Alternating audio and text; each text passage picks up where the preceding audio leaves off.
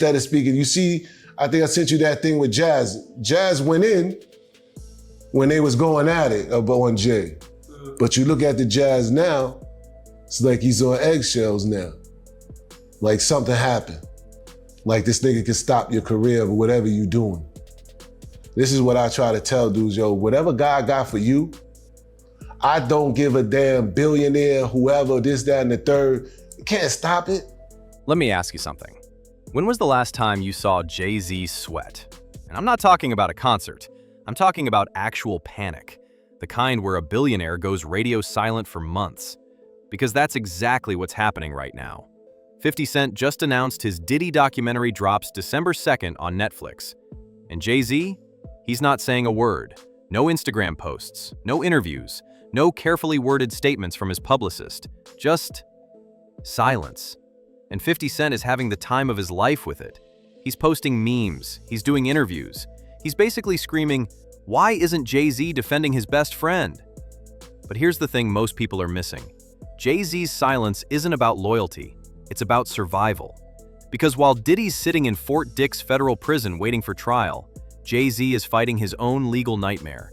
A civil lawsuit, allegations from 2000, a VMA after-party, a 13-year-old girl. The same lawsuit that names Diddy.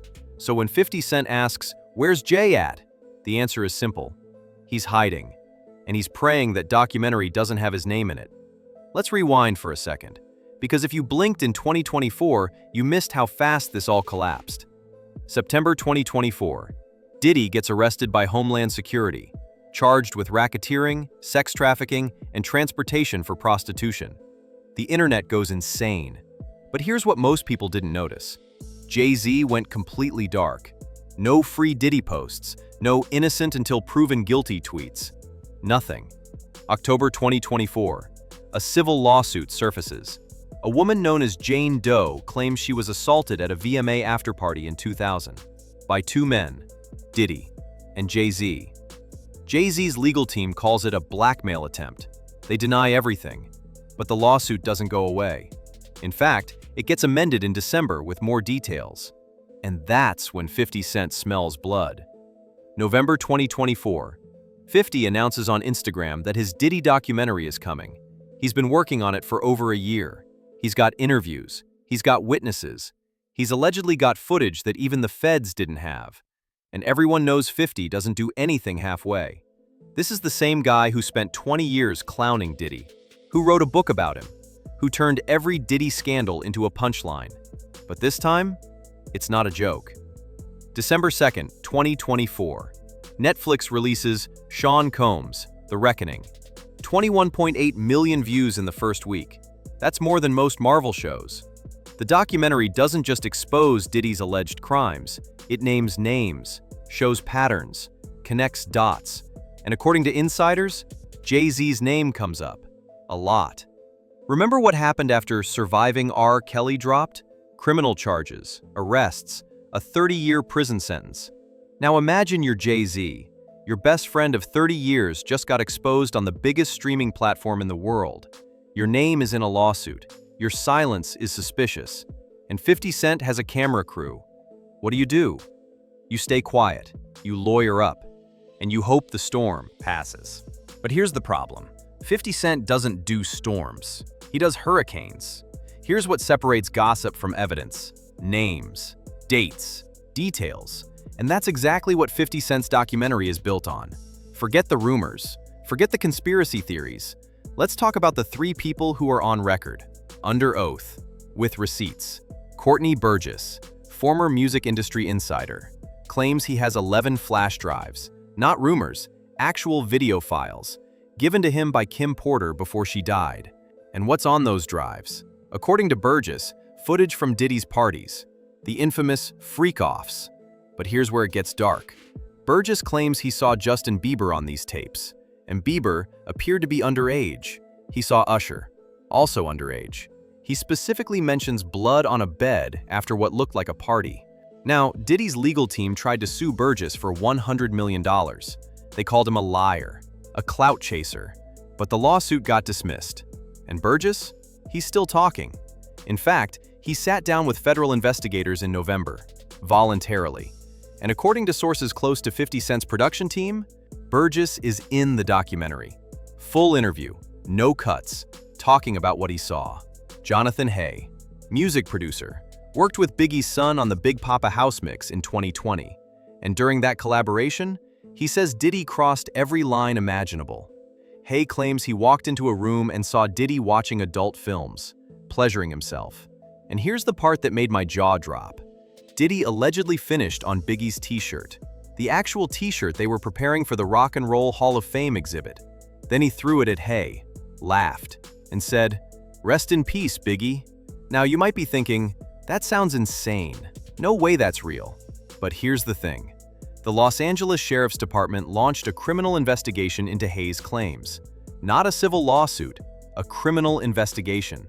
That means detectives looked at the evidence and said, there's something here worth investigating. Hay also claims C.J. Wallace and another associate lured him to a meeting where Diddy allegedly assaulted him. C.J. Wallace denies everything. He's actually suing Hay for defamation. But here's what matters. Hay is willing to testify under oath. He's cooperating with police.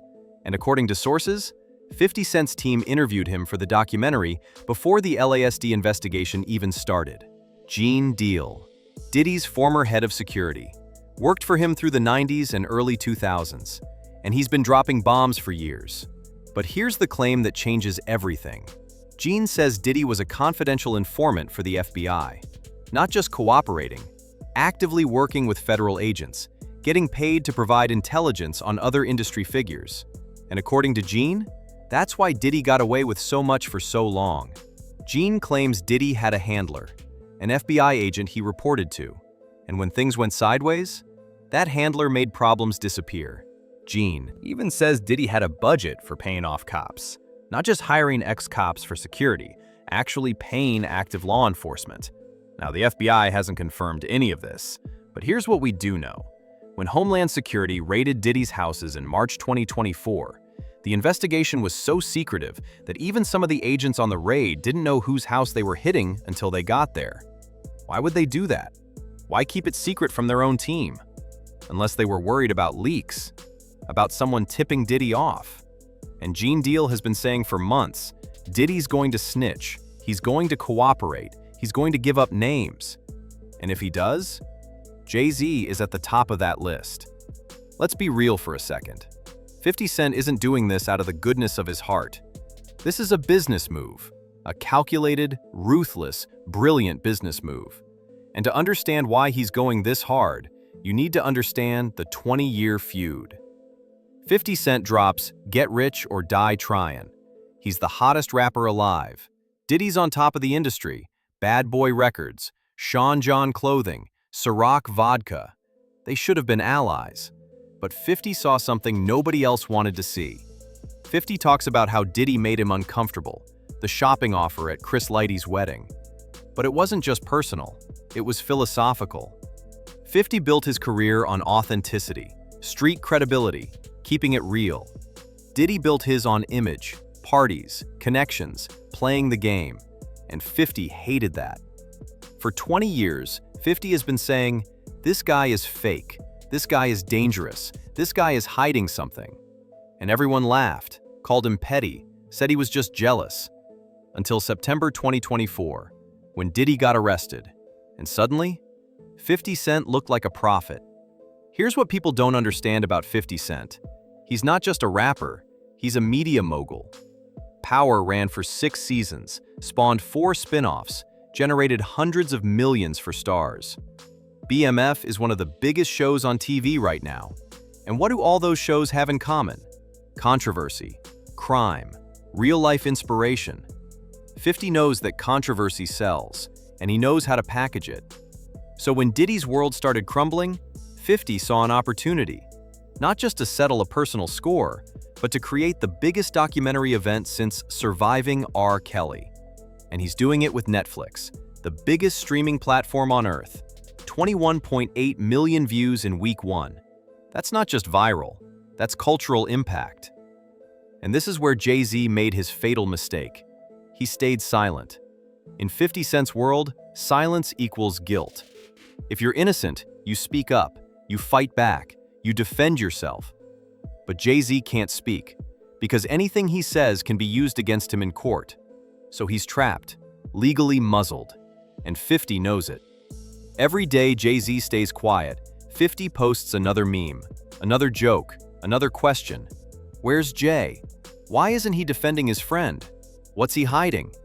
And the public eats it up, because they're starting to wonder the same thing. If Diddy's your best friend for 30 years, if you built empires together, if you partied together, traveled together, did business together, why aren't you saying anything? And that's the trap. That's 50's genius. He's not accusing Jay-Z of anything specific. He's just asking questions. And questions are more dangerous than accusations, because they make people think. Let's talk about what happens when you're one of the most powerful men in music, and suddenly you have no good moves left. Because that's where Jay-Z is right now. Checkmate position. Every option he has, it makes things worse. Let's say Jay-Z breaks his silence tomorrow, does a full interview, denies everything. What happens? Every word becomes evidence. Every denial gets fact-checked. Every explanation gets cross-examined. His lawyers are probably screaming at him right now, do not say a word. Because in civil court, you can be forced to testify. You can't plead the fifth like in criminal cases. And here's the nightmare scenario. If Jay-Z says, I was never at that party, and then a photo surfaces showing he was there, game over. Credibility destroyed. Case strengthened. So speaking out? Legal suicide. But staying silent isn't working either. Because every day he doesn't speak, 50 Cent gets louder. The public narrative is shifting. People are asking questions. If he's innocent, why won't he defend himself? Why isn't he supporting Diddy? What does he know that we don't? And it's not just fans. It's other celebrities, industry insiders, people who've worked with him. They're all watching, waiting to see which way this goes. But here's what's really at stake. It's not just Jay-Z's reputation. It's a multi-billion-dollar empire. Roc Nation represents some of the biggest names in sports and music. Rihanna, J. Cole, Megan Thee Stallion, DJ Khaled. What happens to those partnerships if Jay-Z's name stays attached to this scandal? We've seen it before. R. Kelly lost everything. Diddy's lost partnerships with Ciroc, Revolt TV, his entire catalog value. And Jay-Z's playing a different game. He's not just an artist, he's a businessman. He's got deals with the NFL, partnership with the Barclays Center, investments in dozens of companies. If those partners start seeing him as a liability, if sponsors pull out, if venues don't want to associate with him, the empire crumbles. Not overnight, but slowly, quietly. That's why he's silent. He's protecting the business. But 50 Cent knows that, and he's attacking the business. December 2nd came and went. The documentary is live. 21.8 million people watched in the first week. And the question everyone's asking now is, what's next? Here's how this works. When one documentary breaks the dam, the flood comes. After surviving R. Kelly, over 50 new accusers came forward. After leaving Neverland, Michael Jackson's estate is still fighting lawsuits, and Diddy already has over 100 civil cases pending. But here's what people aren't talking about. Every one of those cases mentions co-conspirators, other industry figures, unnamed defendants. If even one of those cases gets amended to include Jay-Z by name, with specific evidence from the documentary, the floodgates open. For 30 years, Diddy and Jay-Z have been the gatekeepers. They decided who got record deals, who got radio play, who got invited to the parties. But what happens when the gatekeepers are gone? There's a whole generation of artists who've been waiting, watching, seeing how the old guard operates, and they're ready for change. The documentary isn't just exposing Diddy, it's exposing the system, the NDAs, the restrictive contracts, the power plays, the silencing. And once people see how the game was rigged, they stop playing by those rules. And here's the uncomfortable truth nobody wants to say out loud. 50 Cent is winning, massively. The Diddy documentary was just the beginning. He's already hinted at more projects. A Jay-Z and Beyoncé documentary, an R. Kelly follow-up, a deep dive into industry corruption. He's turned controversy into content, and content into empire. Every documentary he drops, it's more leverage, more power, more control. He's becoming the most powerful investigative producer in entertainment. Not because he's the most talented, but because he's the most fearless. And when everyone else is afraid to speak, the person who isn't afraid controls the narrative. So here's what we're left with.